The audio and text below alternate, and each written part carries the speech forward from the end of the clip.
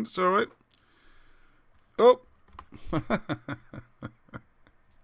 I put the cover over the lens. There you go. What can you do? Just shoot me now. Save everyone the trouble, isn't it? All right, so everyone.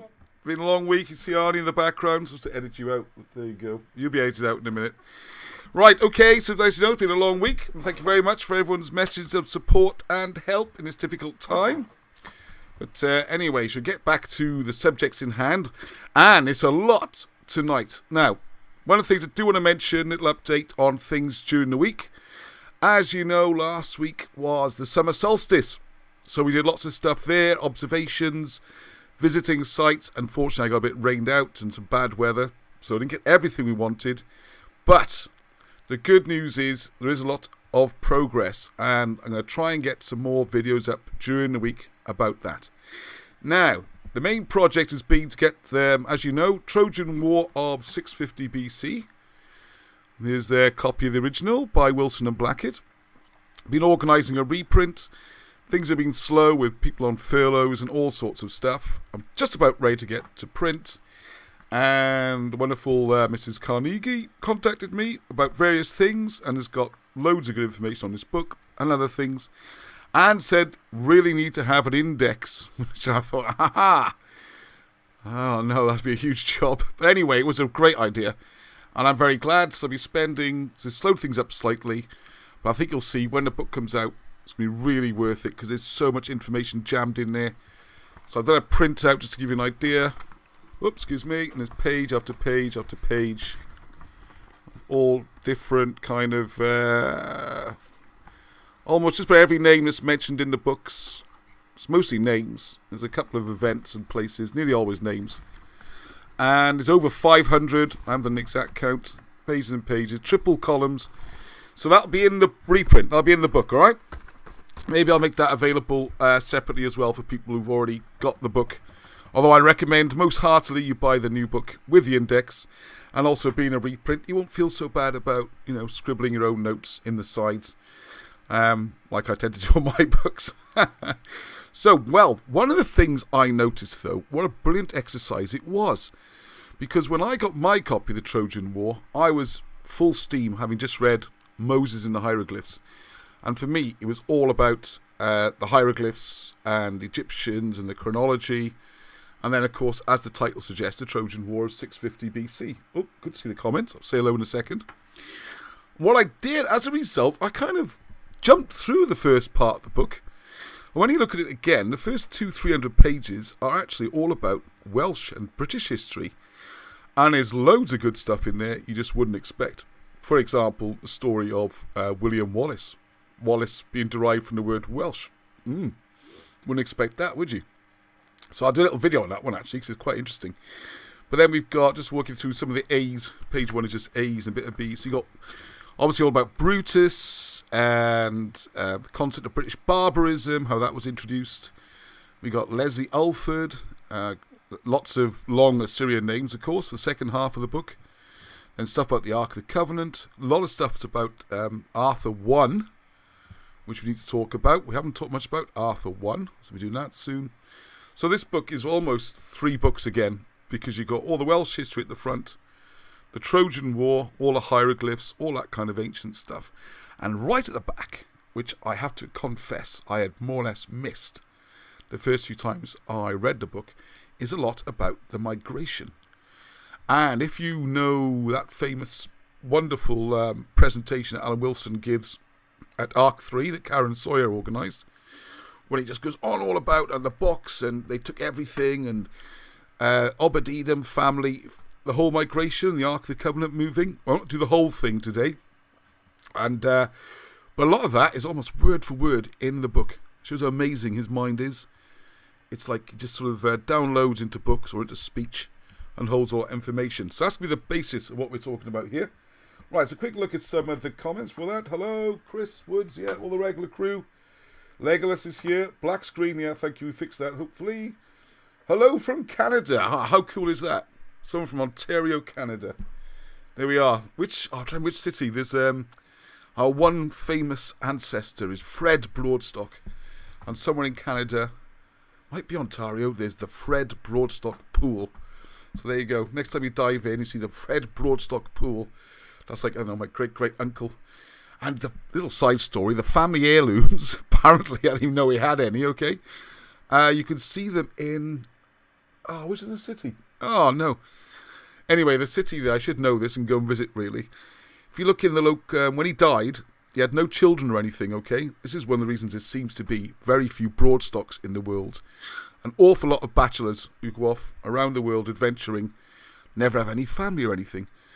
So he has left, right, all this amazing stuff to the city, and it's like proper treasure, you know, gold plates and spoons. And he was a war hero in the Boer War, and he met Victoria, and then he picked up some terrible disease, and he went to Canada for the climate. I don't know what the Canadian winters are like. I wonder what that was about, but there we go, the dry air. Something went beep. Oh, well, I think it's okay. So, there we go, that's my connection. So, hello to Linda, all the way from Canada. Hi, Nikki. Hi, Luke. David, Rob, Zoe, Mr. Boyle, Mrs. Boyle. Hi, Ross and all. Yes, we speak a lot. I don't know some of the people's names. People have these. There's Hugh Evans. Right, anyway, so we're going to crack on. So what we're going to do, and I know a big subject for a lot of people is the tribe of Dan as well, and the tribes moving around. We've got the Spartans, and I've got some extra stuff to add as well. I'm not just rehashing what's in the book, as you will see in a minute, okay? So I'm going to put a few graphics on screen, and I'm going to try and live feed some video. Or some... if I turn my phone off, that's probably a really bad idea. Can you turn it off for me? You know, sharing the stream and that. So just a little bit of that. Okay, so I'm just kick things off, and I'm going to do... Right, this is where I have to be clever a second, so just bear with me. Oh, let's see if we get a really ugly first screen with some big text. Yay, that's come out lovely. Okay, it's on the screen. Slightly off to the right. Oh well, the only word you're missing is the second half of there, okay? Right, okay, so I'm just going to dive straight in now. It's necessary, this is, if you got the book, page 460 of the Trojan Wars, book by Wilson and Blackett. So what we're talking about, first of all, is the importance of the Trojan Wars and how it fits in, okay? So I'm just going to bring up... Thank you. Just let people know which part of the world we're talking about. And this is... You have to give an attribution when I view someone's work, and it's someone called Town Down. So their mother was very creative in that one. Right. So they got the solid evidence that the 10 tribes of Israel were known as the Khumry. And as the Khumry, these people were deported from their homelands in Israel, Palestine, by the kings of Assyria in several successive mass deportations between 740 and 702. Alright, so this is the area of the Middle East we're looking at. It's like mostly Saudi Arabia. And we got UAE around here, Abu Dhabi, where my son was born. Little sticky out bit there. And then we'll zoom in a second. You got obviously... Iraq, Iran, Turkey, all these kind of things. Egypt is over here. So this is what's generally known as the Middle East, okay? Oh, I thought another map next. Yeah, here we go. I'll go back to him a second. That's Sennacherib. Right, so this is the... I found this on here. This is just on Wikipedia. So I haven't checked the accuracy particularly, but it gives you an idea how they were deported back and forth, okay? So, right. Okay, so when the Assyrian king emperor Sennacherib was murdered in a temple by two of his sons. There's a nice thought, isn't it? Then there became a war between his heir, and I'll put all his names on the screen, Esarhaddon. Right, so the 10-tribe confederation took advantage of this tumultuous situation, and they gathered and took off, going west across both branches of the Euphrates and through the Taurus Mountains. So I've left this on the screen for a moment, so you can see here, this is the Euphrates, and there's the one branch, there's the other branch. So these are the deportation arrows. At some point, they've legged it this way, and they come up through here. Ooh, hang on. Sorry, go back, it's back. How do I go back quickly? Previous. All right, Control P next time. All right. Just shoot me now. Here we go. All right, so they've gone through there, and I'll show you a map in a moment of them. There, the Taurus Mountains are here. So as Alan Wilson and Blackett say in the book, they've gone west that way. And this is quite important, I'm not sure how much people have picked up on that.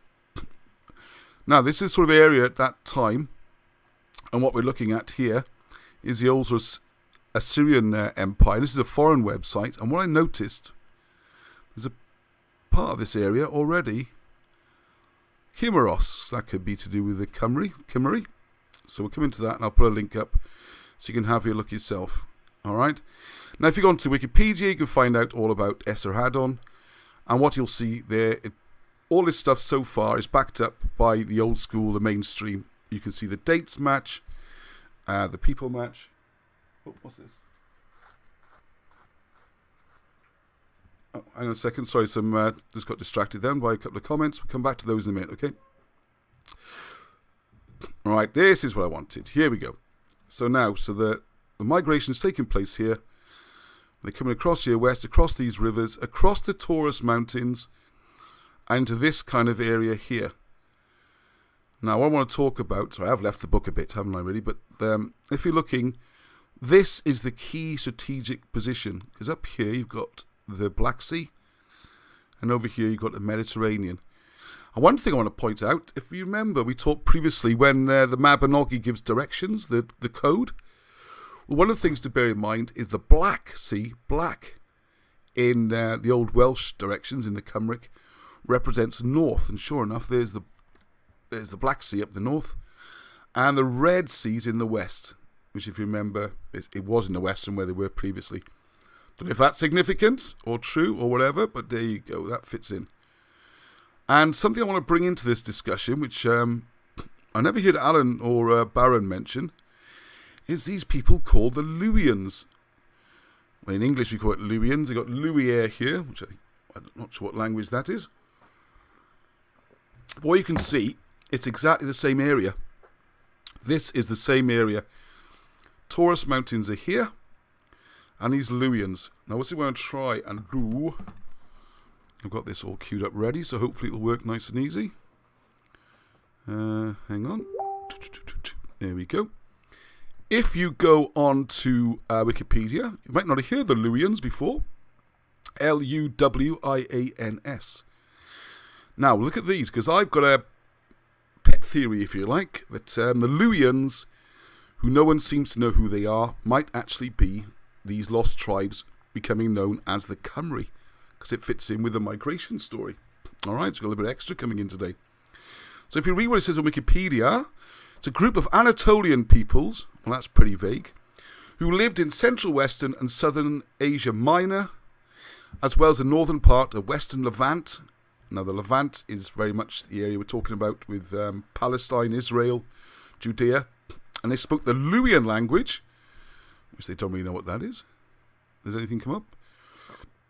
It's a group of languages within the Anatolian branch of the Indo-European. I mean, it's all very vague.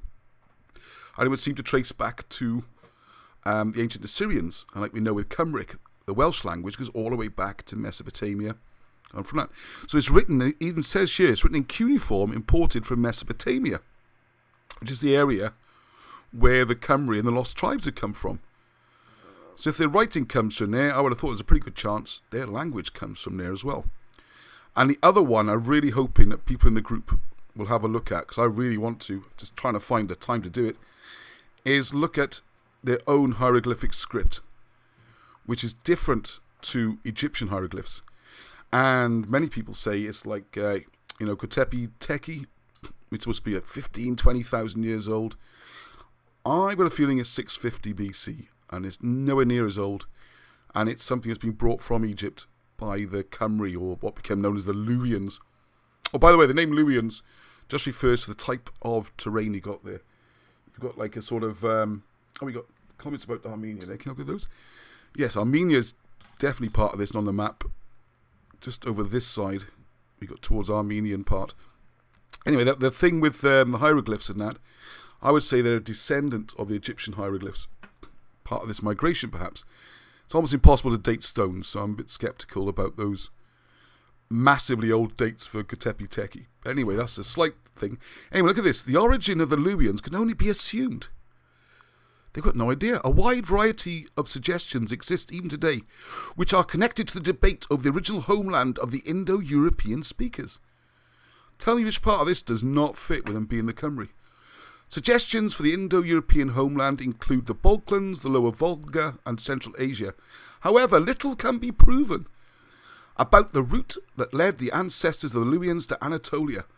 It is also unclear whether the separation of the Luwians from the Hittites and the Paliaic speakers occurred in Anatolia or earlier.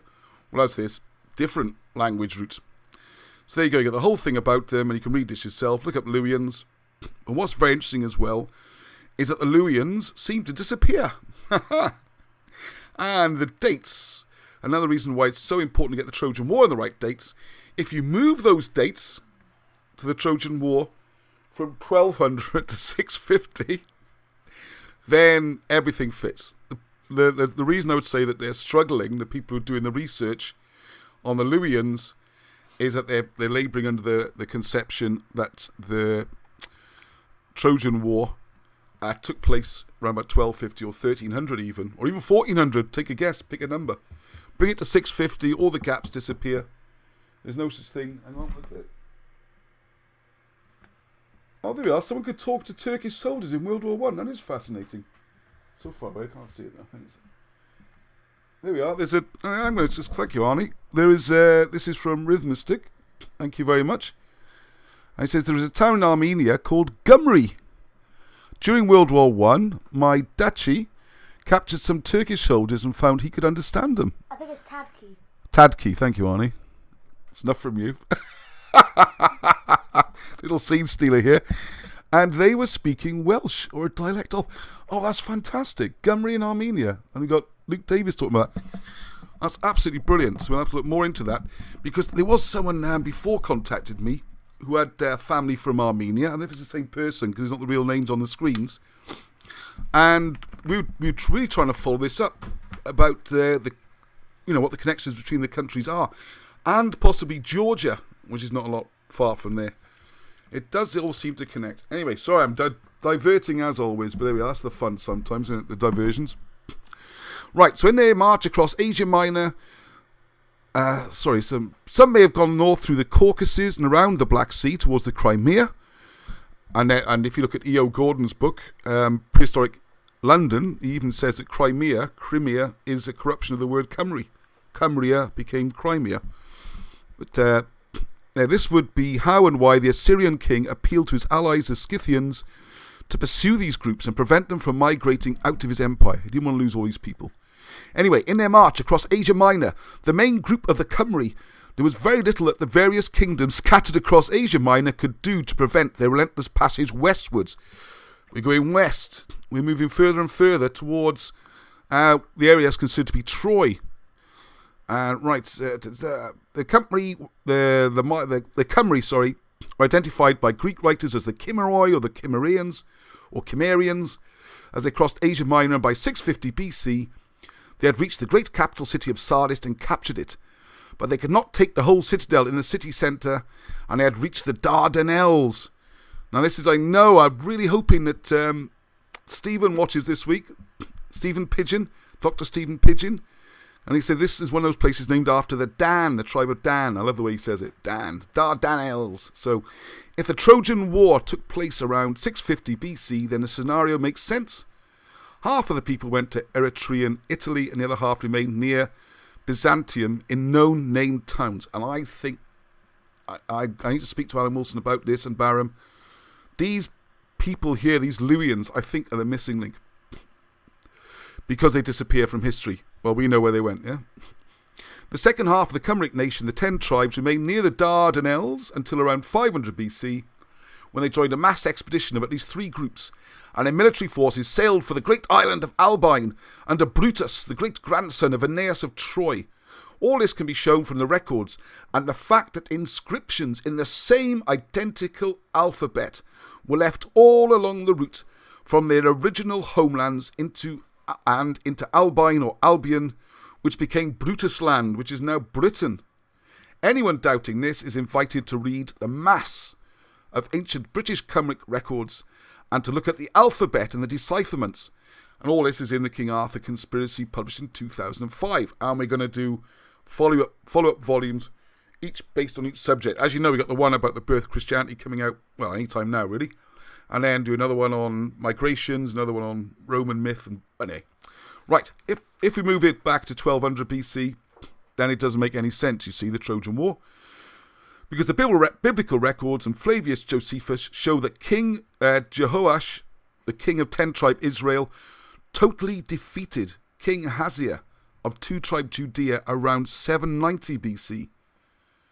So King Jehoash took the defeated Uzziah with him to Jerusalem, where he tore down 200 meters of the city walls, as you can see the archaeology. He then proceeded to take everything from the palace, and he also took everything from the temple, and he also took the family of Obed-Edom. This family of Obed-Edom were the family assigned to be the guardians of the Ark of the Covenant, and taking everything from the Jerusalem temple would have included the Ark. And there's a lot more about the Ark, which I'm not going to cover tonight. But as a lot of you know, seem to know the burial place of that, I've been to in a glow. So the same alphabet written in the same language is scattered all along the migration route from Israel to Asia Minor, the adjacent Aegean islands, where the fleets gathered in 500 BC, to Etruria in 650 BC, and then Britain onwards. Alright, so we've got loads of inscriptions and stuff. I'd very much like people to read this, and I might actually just read it during the week and record it. Leave some comments if people like me to do that, and I'll just read it so you can listen at some other time, okay? Because it's a lot to cover in one go. Oh, yeah, take that off. Alright, so what it's saying is there, the Ark of the Covenant's there, okay? So we're jumping forward to it now. So everything boils down, sorry, I'm jumping forward to page 463. Everything boils down to a series of cultural comparisons between relics and practices of the Khumric Welsh nation and those of the ancient nations of the Near East, including Israel. Right, now we're going to jump ahead to page 474, and we come on to the next subject, which is who are the Greeks and who are the Spartans, which is kind of linked. And this is why I want this map, because one of the things before I start reading this, I really want to bring home, first of all, is the strategic importance of controlling this Bosphorus. Seeing there's the Black Sea, Red Sea, Mediterranean. This is the main trading route in and out of all this area. It's pretty much all got to feed through there, okay? And when we're talking about the migrations, we saw them go to Egypt. The ancient Assyrian emperor, they moved them all around here. And finally they headed west, across the Taurus Mountains, ended up here, Dardanelles, in this kind of area. Alright? Hang on a second. I'm going to go, whoa, jumping the gun now. I had a zoom in map. Anyway, one look at this area, how important Egypt is to all this. There's Israel. That's how close Egypt is. And if you look at the Odyssey, we've got another book coming out about this, about the great circumnavigation of the world, which is the Odyssey, not just the Med. No one could spend 3-4 years or 10 years sailing around the Mediterranean. You'll hit the edges too often. But if you follow the Odyssey, the journey is down this coast.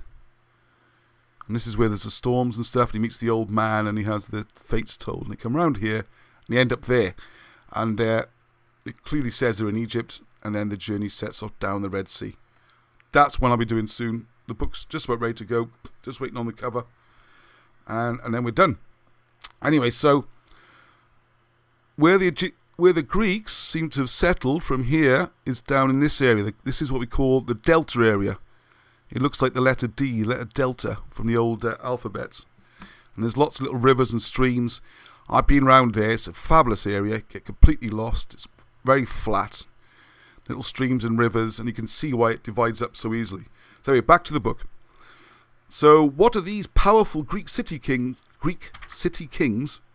So what seems to have happened is a collection here of 22 little Greek states, all vying to become pharaoh. And to do that, you got to marry into the pharaoh's family, which is the wife, which is why we get this Trojan War problem. So how did they get there? And how did the Greeks get into Greece itself? Where do they come from and when? All the mummies of the pharaohs of the 19th dynasty are clearly European Aryan. Now, how weird is this? I don't know if everyone's aware of this. We always think of Egyptians as fairly dark-skinned. I've got another website here. Here we go. This one I picked up looking for this because I was looking for the pictures. I've used them before, and they're in the new book about the circumnavigation. If you look closely, stop bobbing up and down. Anyway, Here's a whole set of mummies from that era.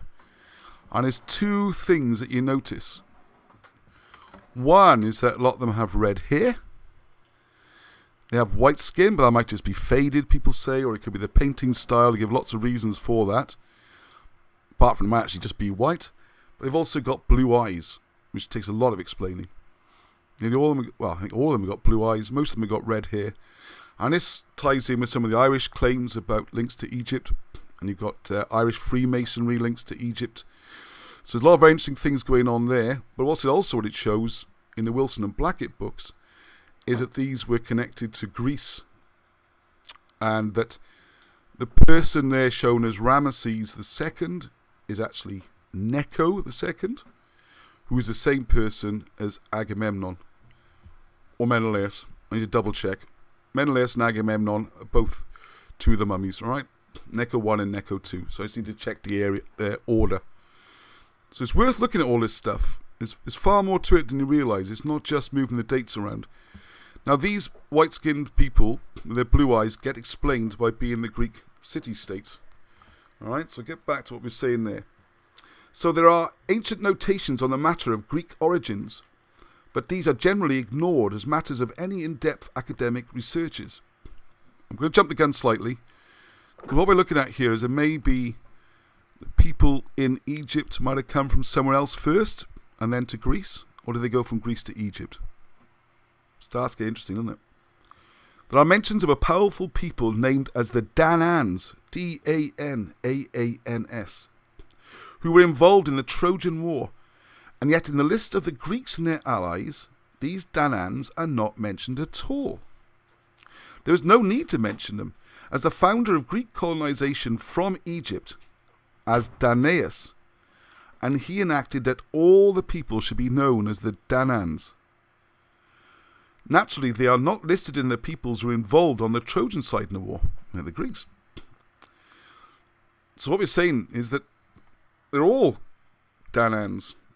So when you're listing all the different kings who turned up to fight in the Trojan War, that's kind of the umbrella title, which is why you would never hear, there's no one actually, so if you say let's list all the British regiments, none of them are called British Regiment. They're all like Staffordshire Regiment, South Wales Regiment, that's the kind of idea, as I read it. So the immediate possibility is that these Daanites were descendants of the powerful Israelite tribe of Dan.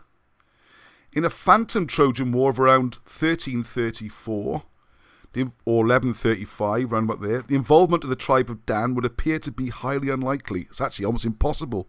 It doesn't tie in with the Bible or any other historical references. But once you move to 650 BC, boom, it all starts to make sense. So then we got the Spartans, who were the major participants in this war of 650 BC. We find some strange evidence. Uh-oh, I'm going to be clever now.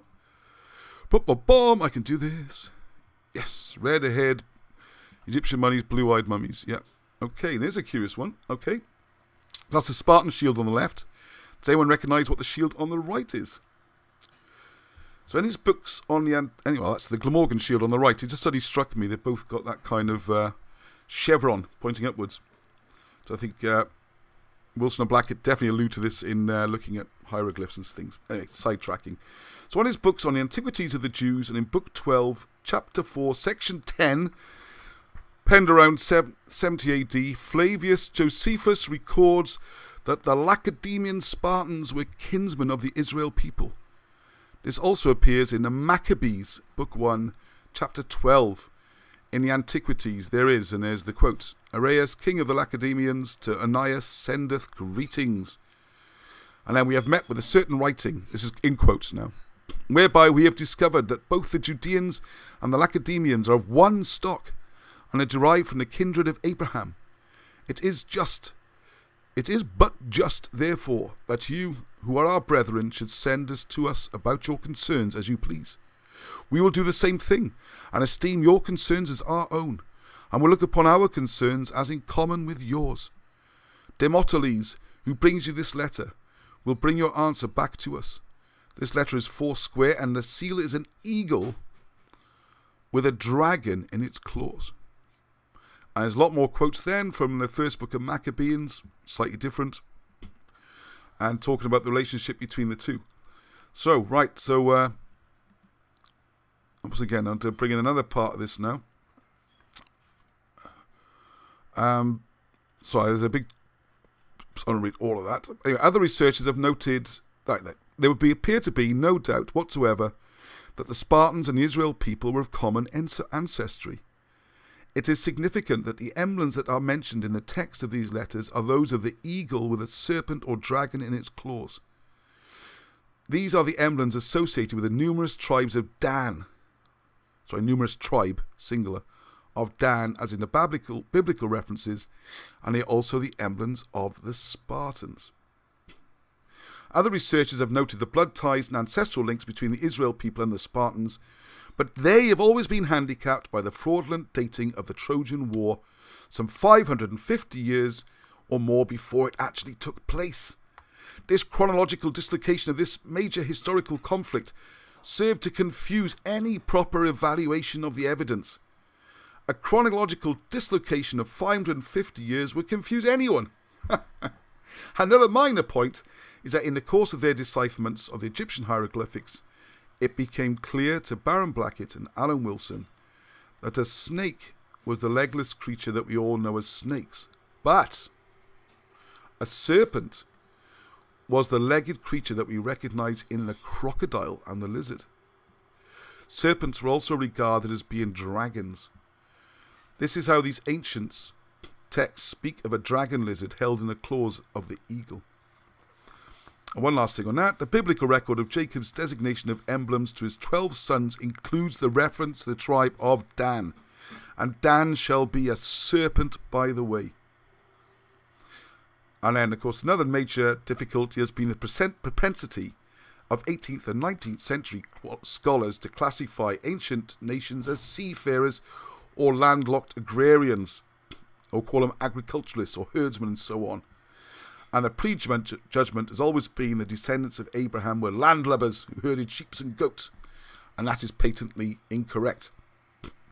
And then there's quite a few examples there that they give over time of people moving from being landlocked to suddenly building huge navies and becoming seafarers, and the reverse. So this idea that it's always troubled me a bit as well, that they're always on land and they're always at sea, therefore the two can't cross. So we got someone here saying Alexandros, oh my goodness, Hispanicos. He says the Dorians were indeed Daanites. This is one of my favourite subjects to study. That of Israelites' identity and migrations and how they're significant in the founding of Western Europe. Or Western civilization. Yes, thank you. I agree. Yeah, it's very interesting. It's also interesting how the Welsh, the Camry, always get missed out of it. We just assume to have grown up out of the earth in Britain in these sort of primitive mud that we just love to live in. Right, anyway. So I will say a little bit about that, actually, because there is, according to Wilson and Blackett, page 482, let's take a breath. There is, in fact, plentiful evidence that the tribe of Dan in particular, and probably members of the other 12 tribes of Israel, were vigorous seafarers. When Joshua divided up the lands of Canaan between the 12 tribes of Israel, he allotted lands in the northwest near Sidonian territory to the tribe of Dan. These areas were either too small or not sufficiently fertile to support the numerous tribe of Dan, and the Dan leaders quickly organised an expedition of 600 men who seized the city of Laish and its surrounding territories. The Amorites' population proved to be very difficult to dislodge, and the pressure was on to get more land. And it is clear that throughout the entire areas of Canaan and Sidon, large numbers of the existing non-Hebrew populations were not exterminated as the policy of total genocide had demanded. You can see this, I think it's in Judges in the Bible. These people continued to live as second-class citizens throughout the territories of the states of Judah and Israel. Joshua, that's Joshua 9. And the coast of the children of Dan went out little for them. Now, the reason why he's mentioned this particularly is, I'll just paraphrase a bit, that what Wilson Blackett shows, the treatment of these people and how they set up society with kind of a warrior elite with working serf subclasses, as shown in the Bible, is also a similar or the same approach taken by the Spartans. They had their helots who were treated as kind of subhumans, who did a lot of the donkey work and anyway, just subhumans. Anyway, so that's a remarkable parallel between the two. Dan as a person was the fifth son of Jacob, and his mother was Bilhah, the maidservant of Rachel. The only recorded son of Dan is Hashim, also known as Shuham. Many scholars have noticed that Jacob's pronouncement on Dan indicating a foretelling that the tribe of Dan would in some way be separate and self-governing. And he goes on about Dan will govern his own people. And there's lots more quotes, and I think I've gone on long enough on that. So what I want to jump ahead to is to talk about, quickly, you might have noticed this map I've already put on the screen about the Phoenicians. Because they are very mysterious, and I know there's a lot of people out there in the group who I've spoken to or have messaged me, we've exchanged emails about the Phoenicians. They keep cropping up all the time. Who the heck were they? Is it just some sort of federation of people? It doesn't seem to be a particular race as such. Was it many races joining up as a trading empire? And this part seems to shed some light on that. Right, okay, I'll come back to some of the comments in a minute, not to lose the thread, I think. So, I know there's a bit more. There we go. Right, there's an area of the eastern coast of the Mediterranean known as Phoenicia. But it does not appear to have been any nation that was specifically known as the Phoenicians. The general area of Phoenicia was a narrow strip of land stretching along the coastline from Latakia in the north to Carmel in the south. We're talking about the east side. On the map we're looking at, you can see Byblos, Sidon, Tyre as the main area, okay? That the tribe of Dan moved into areas near Mount Hermon, annexed land some 20 miles from the great seaport of Tyre is a fact. When encamped, the 12 tribes have been arranged in groups of 3 on the 4 sides of a square around the ark. And therefore it is no accident that the 3 tribes of Asher, Dan, and Manasseh were grouped into territory and conquered Canaan that lay alongside the Phoenician coastal strip and close to the great trading cities of Tyre and Sidon. And then the other thing, which I'm not going to go into detail now, but it also mentions the journeys of Solomon's fleets combining with the fleets of Tarshish. And if you read the whole of this book, The Trojan Wars, Tarshish, Wilson and Blackett make a very good argument to show that Tarshish is actually Troy. It's the same city, which again, once you change the dating, your Bible makes more sense, the stories make more sense, and you find the whole story of Moses and Joseph, all the dates, everything fits. It's like magic. One of the points he mentions, I think there's a little bit of points there, I know this is a popular subject. There was some ancient kinship between the people of the coast in the ports of Tyre, Sidon, Acca, and Dor appears to be evident, as there is no warfare between these seaport cities and the invading 12 tribes under Joshua. So something must have happened. They must have known each other or something. In the division of Canaanite lands among the 12 tribes of Israel, the ports of Sidon, Tyre, Acca, and Dor were specifically apportioned to the tribes of Asher and Manasseh, which gives a reason for Dan claiming to have insufficient access to the shores. The ancient prince named as Sidon, who would give his name to the seaport of Sidon that he founded, was recorded as being a grandson of Ham and was the son of Noah. Ham was the son of Noah.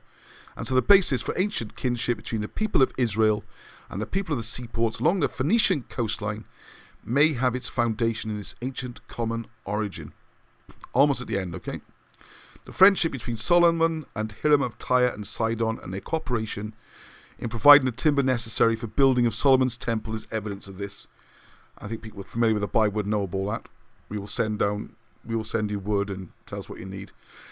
We also cover there how this ties in with the Exodus, all that kind of thing. One more point I want to mention there. What is plain and obvious is that the ancient historians had matters quite correctly, and that the Spartans and the 12 tribes of Israel were of common stock, and origin appears to be a fact. Equally has been amply proved in their other books.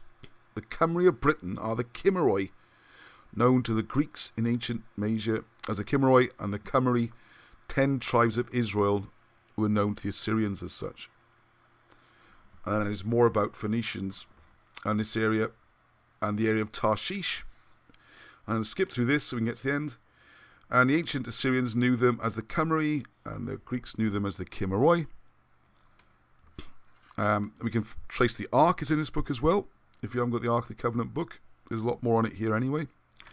And all in all, I think it's just absolutely phenomenal, because then if you know about Wilson and Blackett's work, what we then do, we go from this map where we're taking things from, just take the story a little bit further forward, just jump forward a little bit.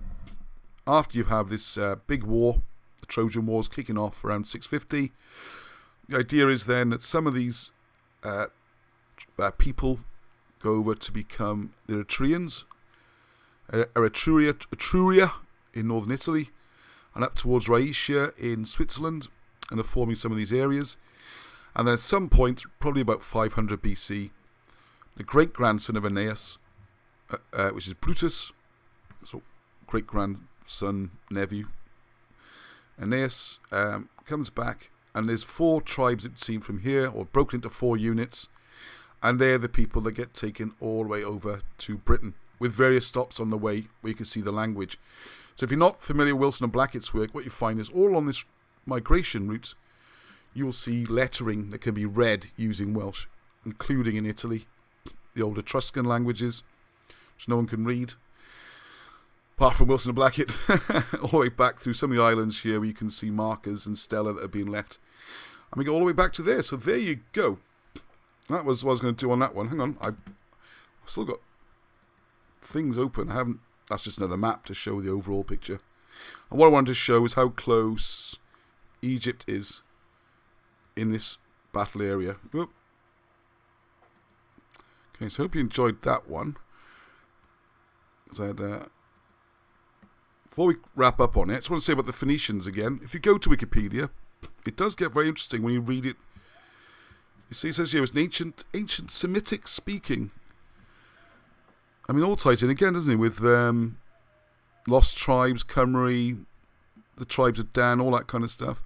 They know it's ancient Semitic speaking Thessalocratic, a state with primarily maritime realms. There we are, Thessalocratic, sea-based. Along the Levant, which reaches as far north as blah blah, all the areas. So we get Canaanite port towns. Now there was something particularly, there we are, long considered a lost civilization due to the lack of indigenous written records. More recently, it's a complex and influential civilization, and their best legacy is the world's oldest verified alphabet, which they transmitted across the Mediterranean world. The Phoenician alphabet formed the basis of the Greek alphabet, which is in turn adopted for the Latin script. Now that ties in with the British accounts and Camry records of giving the Greeks their language, going the other way. Okay. So there we are, that's the map we saw earlier. That's their roots and everything. So, right, can I see more of the comments there on? Galatians in Turkey were Celtic.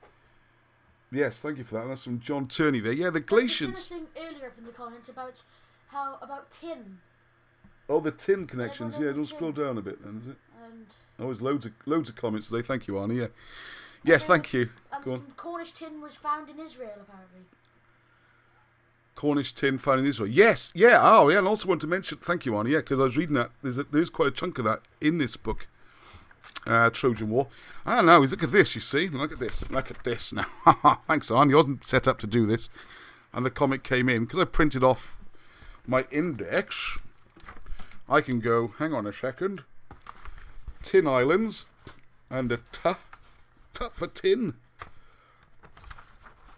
Tin Islands, you see. And I can see there, Tin Islands. And there's the page numbers. I hope you can see that on the screen. No, because I left the map in the way. Hang on a second. Thanks, Arnie. It's a shambles. Another few years I'll have the hang of this if I do 50 a year.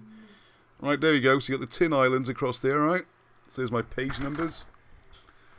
Okay, so what I can now do is, yeah, because the whole point with the tin, if you want to make bronze, you need tin as well.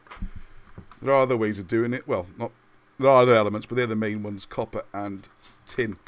So what I can then do, you see, is get my book and I can look up here and say, oh yeah, there's all about the Tin Islands, why Tarshish and all that kind of stuff. So this is why the index is very handy, all right? Now, what was referred to in the comment there is bang on the money. They got records going back to really ancient times, there was clearly a link. And this is what I want people to really comment about and help me with, is two questions I have.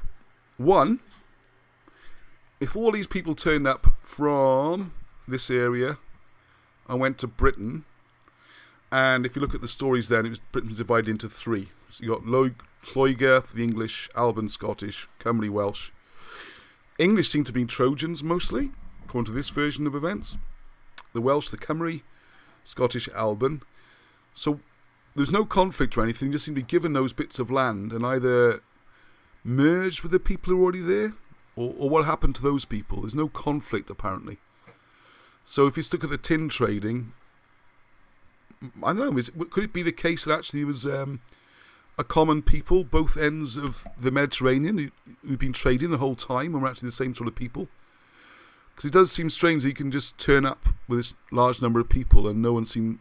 and take the best bits, if you like, take all the resources. So I think they must already have been connected, which is validated by the finding of the tin trading back and forth, and the bronze and all these references to the tin islands. So how far back that goes, I'm interested to hear people's ideas on that. You got any more comments on that one on? Not really. Thanks, Arnie. Right. Here's a weird thing. Oh, there's loads of stuff, yeah. We got... Oh my goodness, I can't keep up with all of them. Can I speed around here a bit so I can see? Thank you. Yeah. Very German. Right. Egyptian sailing boats are identical to Irish boats, says Alan Rees. And the Scythians were kicked out of Egypt and landed up in Ireland. Right, now again, you see. I agree with that one. And what I will do now, because I've got my index... Well, I know, because I did the index. I'm going to put my glasses back on. That's the trouble with doing indexes for a living. You can't see anything afterwards. So with the Irish, what page they got their big mention on, and then also you've got something called the Eri Chronicles, which I'm sure Alan's well aware of. Eri, E-R-I. The Chronicles, which is all about the Irish origin stories. And if you go back then in your... the Trojan War book, you follow the page numbers, you find it, and you can see exactly as being described there. And if I just pop the map on the screen, I don't need a map. They went out of Egypt and went that away. They went across west, and and then they end up, if you follow their story, going through Pillars of Hercules and then on up into Ireland, and that's their origins.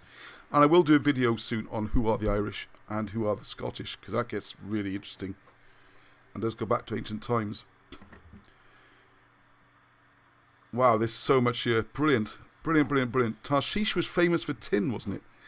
I don't know about Tarshish. I know Tarshish was famously wealthy. I didn't know the tin connection. That would certainly tie in with the tin production in Cornwall. I mean, it's the great thing about Britain. And that's going to make us... Anyway, I'll go off on a side thing a minute. Have you ever played any of those computer games like Civilization or any of these games? What you do is you start off with a small number of people, and that's about it. And you have to develop the resources, like find the local precious metals, food, build houses, and gradually people move in and you build this, and you end up with a spaceship, you know? It's a bit 2001. Oh, Arnie's scrolling through now. Thanks, Arn. Anyway, the point of that game is you want to start off in the area with the most resources. If you ever play that game, that's the way to do it.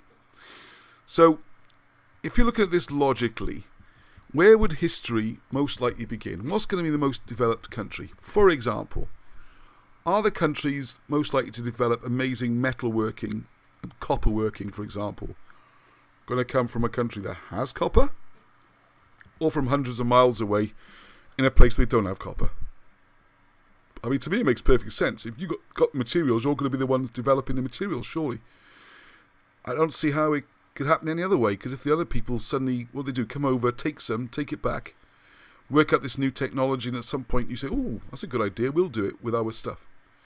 Well, when you look at the map of the resources, the allocation between Britain compared to places like Iraq or Syria, all these great ancient countries, even Egypt, you look at somewhere like west of Britain, Wales, and Cornwall, and West Scotland, particularly, it is so mineral rich. It's just ridiculous. You got the best quality anthracite coal, you got copper, you've got all the tin mines, you've got the massive lead production in North Wales, and from lead you get the silver production. You've got the quicklime you need for building, you've got the trees. I mean, if you're playing a computer game or a simulation, we had to start off with a new country, that's the one you want. It's got everything. So it seems a little strange somehow that this primitive backwater was just sitting there, waiting for someone to come in and say, oh, this is where you put a brick on top of another one, This is how you make a wall and whatever. Anyway, hello, Bethany. I haven't seen you for a while. And Patricia, smiling, everyone's laughing.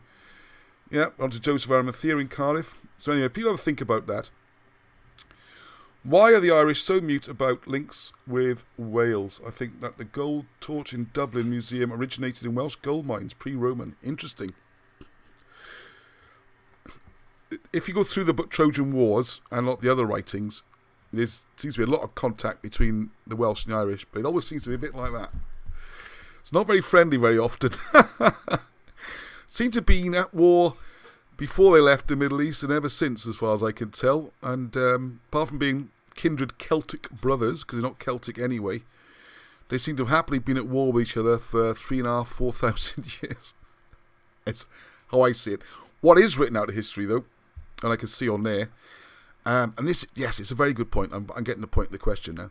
Because what you will find is that at various periods in history, big chunks of Ireland were captured and occupied by the Welsh. Look at the story of Ceredig, who was a couple of generations before Arthur II. He went over there and carved out an empire. I say an empire, a kingdom in southeast Ireland. And sure enough, there's a Roman fort, it's called a Roman fort, just outside Dublin, which no one can explain, because we know the Romans never went there, and the Irish didn't build it. Well, this idea the British couldn't build square buildings or forts is just bizarre or mad. I mean, if you go back to Trojan Wars, and they're massive forts and castles, of course they did. And if they're kindred spirits with the Romans, and they fought the Romans for hundreds of years, or worked with them, or jointly ruled the empire, whichever version of events you prefer, they'd have picked up by then a lot of tricks on how to do these things. So Wilson and Blackett suggest that fort just outside Dublin is actually a British fort, and is evidence of British occupation of southeastern Ireland. And this is when you come to the story then, where the descendants of that kingdom in Ireland were married into one of Arthur's cousins, and this is why you get the story of Brycheiniog, or Brychan, coming back to Brecon, cousin of Arthur, and occupying that area. It wasn't a case where the Irish was allowed to just walk through Wales. Just walk through West Wales, walk through, you can have Brecon and all the people. Why would this happen? Again, his story being flipped on its head. So what do you have a situation where in Wales, for political reasons, everything's Irish, and you get rid of the local history, whereas in Ireland, everything's also Irish, and you get rid of the foreign history. So this is one of the things that needs to be readjusted a little bit of, because it's also true that Ireland took chunks of Wales at different times and raided the coast, and they came in and were pushed out, and the Welsh went into Ireland and were pushed out. So it's a bit of one of those kind of brotherly love type situations. I have no idea what time it is, and unfortunately, 8:54. Thank you very much. There we are, just about an hour, because the boys are going to go back to school for a day tomorrow. Yeah, lockdown relaxed for one day anyway. In Wales, you get 1 day of school. Yay, you are very excited, aren't you, on? So we can't be too late. Right, Welsh is Irish a people. That's interesting, I didn't know that before. Okay, so that's about the Irish, the links with the Welsh. Not just for people. What the word for people? No, Welsh. It says the Welsh is the Irish for Welsh people. Ah, okay. The Irish call the Welsh Welsh. Okay, interesting. Right, okay. Right, Nicky Griffiths' earlier comment, are the Turkish Galatians connected to the Spanish Galatians, the northwest of Spain? Great question, because if you follow your conventional history books, you'll hear this amazing story, how these Galatians, or Celtiberians, let's change the name slightly, with this awesome fighting force, and they were so devastating. They smashed their way all the way across here, across here, across here, across here. No one could stop them. They smashed their way, smashed their way, smashed their way, smashed their way, and ended up in the other side, in the Turkish Galatia. And it's the same people gone that way. An amazing story. You ask a historian of ancients, and that's what they'll tell you the connection is. More logical connection, which fits with the Wilson and Blackett view of the world and the British history, is that the migration came from here.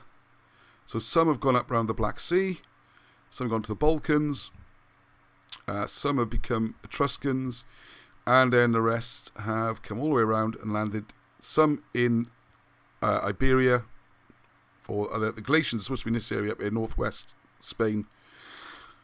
And it would seem, Wilson and Blackett's account, that they were picked up on the way, so they must have got there beforehand. So it would seem like there was some sort of trade-in network. I'm pointing at a map and no one can see it except me. Just realised. Alright, okay, we'll do that again, okay? So the Galatians, I believe, are in this part of northwest Spain. Oh, it's made Arnie's evening, that has. And then the traditional story is they fought their way, bashed up everybody. No one could stop them, smashed up, I don't know, whoever's in the way, Romans and Greeks and Macedonians, out the way, we're coming through. And they finally settled down here somewhere in sort of Turkish Galatian area. And it's something they called Celtiberians. Now, of course, the other way of looking at it is the Wilson and Blackett type world, and the British record histories is they come the other way, where the migration starts from here. Some have gone to Italy. And then the idea is some of these, this is curious, because some were supposed to be already in this area, northwestern Spain, and they were sort of collected on the way and came back to Britain. So it would seem this trading network, like you talked about before with the tin, was all linked up previously, and this might have been a good stop-off point. Because when we talk about Joseph of Arimathea, slightly change the subject, when he jumps out from Jerusalem, possibly via Egypt, and then tries to escape the Roman Empire back to Britain, Mary and the Holy Family and Joseph are, some accounts, supposed to have landed in southern France, which would tie in with the trade routes, because you've got the rivers here, top of my head, the Rhone, I think. And they made this way up there, and they hitch a lift on the other river and come across that way and avoid this dangerous and long journey around Spain. So there's sort of a shorter land, there's rivers basically you follow that way. So I would have thought the trade routes would have gone possibly that way as well, be easier. So they are a bit curious, these guys, the Cilicians or Celtiberians. Is anybody, right, okay. A second, links to Wales, apart from St. Patrick, never widely known in Ireland. There are surnames like Brunnock, which means Welshman. Most of the Normans that invaded in 1169 were 3/4 Welsh. Yes, I love that because I used to do wargaming. Not do so much now, but I'll probably get back into it again. And there's always talk about this Anglo-Norman invasion of Ireland. There was half a dozen Normans and a load of Welsh bowmen and tough guys, and that was it. There wasn't exactly a massive army, but there was definitely no Angles or Anglos. Because that's always a joke when you have like an Anglo-American agreement, isn't it? There's about, is it 3-4% of the population of Britain is, or UK is Angle. So when you do an Anglo whatever deal, who's actually involved in that? It took 30 days to get from Wales to Rome on horsepower. Oh, there we are, that's a good, I didn't know that. They left southern Iberia because they were felt unwelcome and surrounded by hostile tribes, quite possibly. And also I would think if it was part of this kind of trade route, because I think you're saying they were southern side Iberia, could have been here as well. To my mind, they look like stopping off points. If you're running a ship, you are going to go around Spain rather than through France. You need a stop off point. You need a stop off point. You're going to need another one around here somewhere. You're going to need either via Italy or this way, because those ships would need to pull in. Well, usually every night they'd pull in if they could, and haul the boats up. I mean, there wasn't much room for sleeping and stuff on those boats. They're not really designed, so you need lots of stop-offs. So it makes sense to say, right, that's it. This trade across the Mediterranean of tin primarily, and maybe whatever's going back the other way, is being wrapped up a bit, and you don't be stuck in these little colonies then, do you? You're like, yes, get me out of here, I want to go home. Okay, what else we got here? Wow, there's so many comments tonight, it's been so busy, brilliant, thank you very much. Yep, I haven't had a chance of much friendly. Oh, someone's going to court. All right, don't know much about that. Yeah. So John Tierney's also mentioned the Galatians in Turkey. We think we covered that one, didn't we? The Celtiberians. This Celtic word again. And we'll do some more about Colburn. Hey, while I've got so many people online as well, can we also please have some comments about what areas to go through next week and during the week? Because I'm doing loads of videos at the moment. I can't go through all these. Yes, as Robert Pierce says, isn't it funny how the Khumry, the Lost Tribes, the Khumry, the Cimmerians, the Luwians, all lived in the same place at around the same time, and historically all vanish around 650 to 500 BC. It's funny. If you go, I would highly recommend on YouTube, go and look up. Hang on, let's go back to me again. It's all about me. So when you go back to, go and look at the Luwians. If you do YouTube, there's one, I've forgotten his name off the top of my head, Robert something, a doctor. He's a really convincing speaker. He's very good. And the way they talk about these Luwians, how mysterious it all is fascinating. And it's like, I'm dying. I've got to send him a letter or something and say, you know all these mysteries? If you just move Trojan War to 650, and have you ever heard of the British or the Cymric and the stories? You just drop them in and it all makes perfect sense and there's no mystery at all. It's quite bizarre. It really is. Do Troy next time if you can't. I think we should, Alexandra, shouldn't we? Oh, the Merthyr research. Oh, yeah, we're going to do that during the week. That's a complicated one. Yeah, who said that about the Merthyr research? Andrew Whelan. And I give this. Oh, my goodness. We got the whole thing about, I mentioned it before, about Cavartha, what Merthyr means. All the places around there. That's where I was up on summer solstice, just across from Merthyr. Where you can see the whole procession of the sun and the rebirth, the whole ceremony mapped out.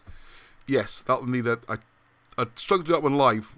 I need to get everything lined up for that. A lot of graphics and stuff. The real Merlin, about the red man and the red horse wearing a red cloak. Yes. Good idea. And Greg Hallett made an interesting... Oh, yeah, interviews. Yeah. Thank you, Matt Taylor. Thank you. There were two Jesuses. Of course, it reminded me of the two King Arthurs. Yes. I don't know if maybe it's his twin, Didymuth. I don't know. Yeah, interviews. Other thing I'm going to try and do from next week onwards. I might try it on a non-live one first, okay? I think we got the technology in place to do some conversations or interviews. So if anyone would like to come in and talk... Come in. I'm going to go anyway. Just got to pick up the phone, all right? And we could talk in the show rather than just me, just my voice all the time. So I've got a couple of people I'm hoping to talk to about their research and where it's at. So there's a couple of people, for example, who've worked on the astronomy thing, the mounds, Merthyr. And I try and get Alan Wilson on board, I can't promise, or Barham. They've been a bit grumpy at the moment because they've been locked up in this isolation for a long time. So I am praying that the restrictions come off and I can go up there and get a face-to-face interview as well. Because I daren't go up until they're happy with it because of the restrictions and all that. But I want to get more people on. And also, another thing which this has reminded me of, please, if you've got anything you want to make a video about, make it. Please do it. The channel's called Britain's Hidden History. I put my name on there just to make it stand out, but this Britain's Hidden History, it's a group idea. If you go to the Facebook page, you'll see, I reckon I am not even 20% now of all the new posts and the new topics, and it's fantastic. That's how it should be. I really need to be only 20% of the videos at some point. If you film something or you visit a site, don't worry about it being great. It doesn't have to be. Let's just get it up there. This is a team effort, all right? We really want this. My whole philosophy about this is to share the information and get everyone involved. It's only by numbers and mass awareness that we're going to ever get anywhere doing this, okay? There's some great people in this group. They can do just as good as me or better on these videos and stuff. And it hasn't got to be an hour-long presentation like this. 10-minute film of your local mound and what you think about it and maybe some references from a book. That would be tremendous. You know? So, yes, getting Alan and Barham on would be amazing. Yeah, we'll get them on. How about the Etruscan stone in Colburn refers to the ark in the little box? Right, Colburn. That is going to be a tough one because I want to do a book on Colburn. And, yeah, all right. I'll try and show everyone how Colburn works. Let's write this down, Arnie, before we forget. How Colburn works. It's very clever. And it's taken me a while of looking at it and looking at it and looking at it. And suddenly one of those pennies just went, oh, yeah, I can see now. I still can't just read it fluently. Hieroglyphics, I can read them pretty fluently. Oh, yeah, another thing, please. I'm going to try and do little bite-size Camroglyphics. You know, you can read hieroglyphs using Welsh, which sort of fits in with this whole migration thing. Because the same languages ended up in Wales. And everywhere else, the languages got messed up by invasions and wars and migrations. Was in Wales, the Welsh have pretty much just sat on the edge of Europe, being the Welsh for a couple of thousand years, and the language hasn't changed much until recent times. That's another story which gets me quite angry, but there you go. As long as you've got a dictionary a couple of hundred years old, you can read hieroglyphics. Pretty easy, actually. It takes you about half an hour to learn, I would say. So I want to do more on that.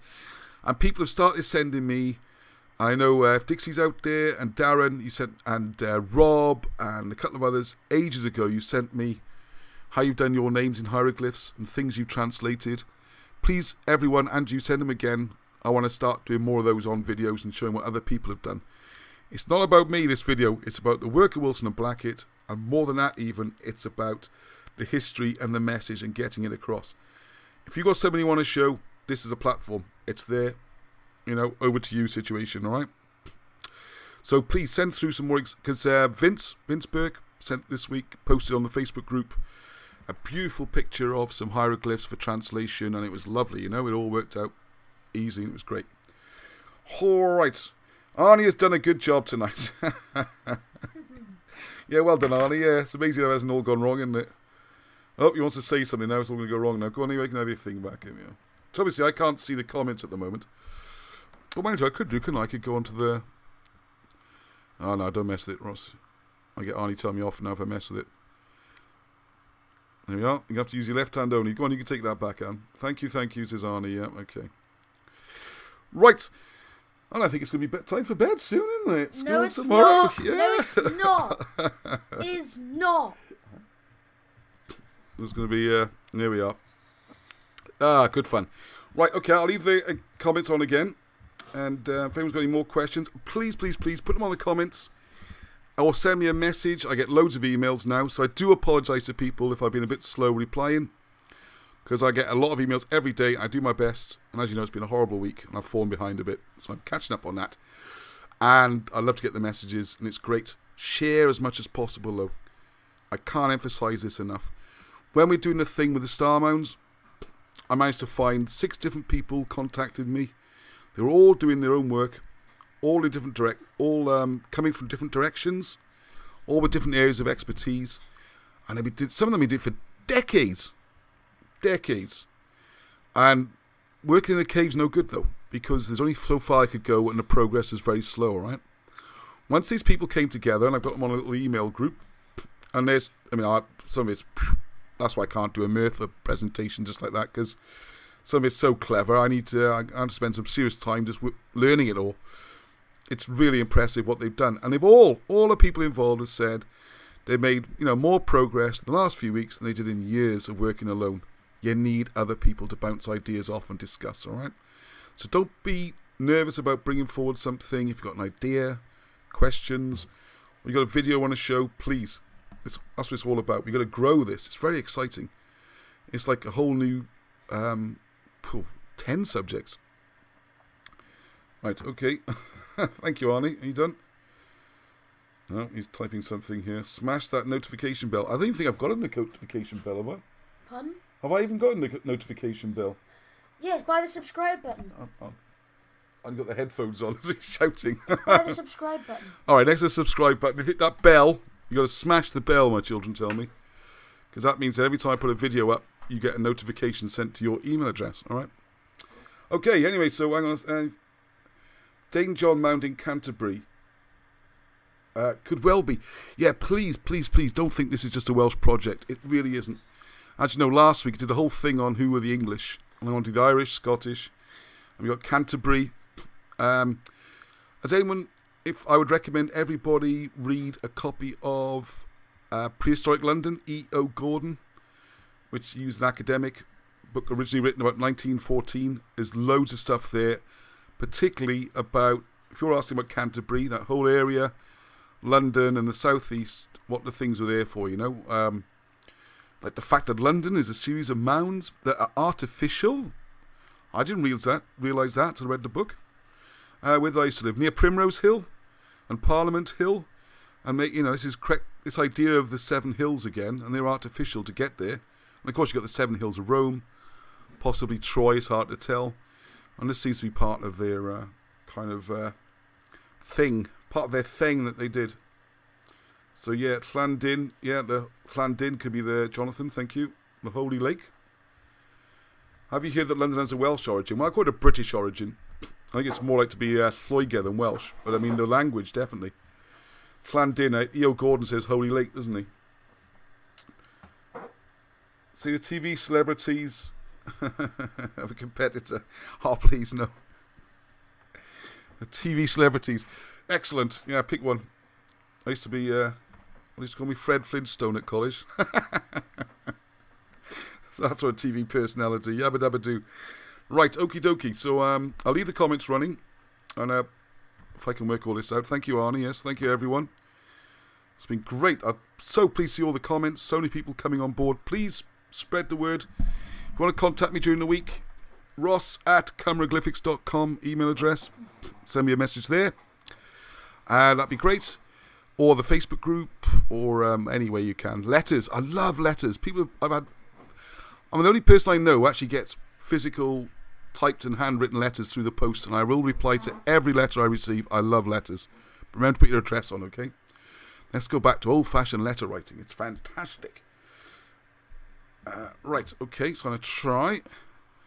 And if you'd excuse me, I'm going to leave a little bit of music playing, if I can.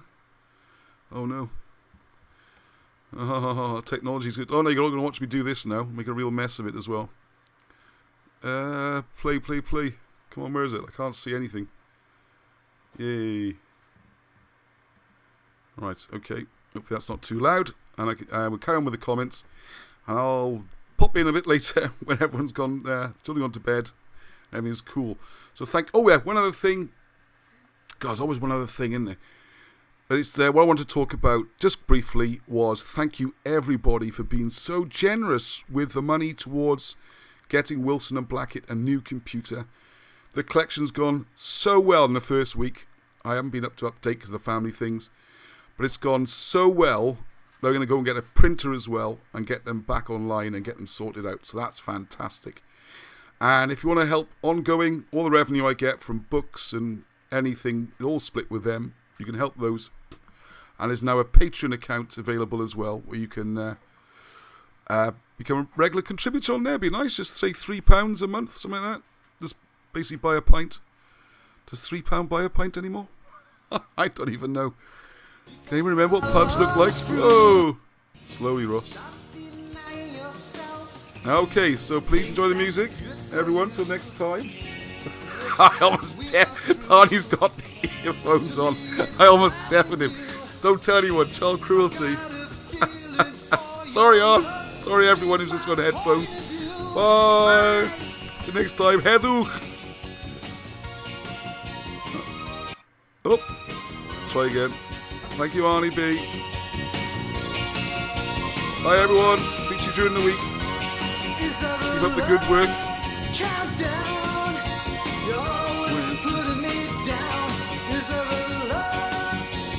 I can't hold button press.